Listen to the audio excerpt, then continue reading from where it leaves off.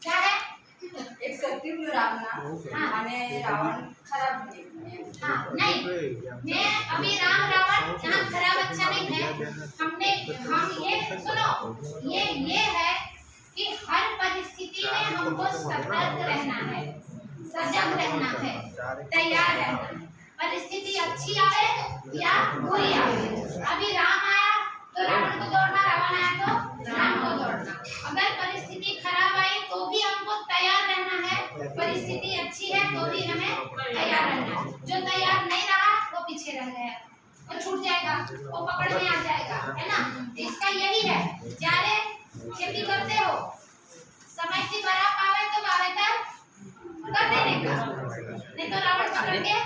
ले जाएगा खेती नहीं हो पाएगी तो इसका यही है हर परिस्थिति में तैयार रहना चाहिए ठीक है ना ये नहीं कि हम लोग कैसा है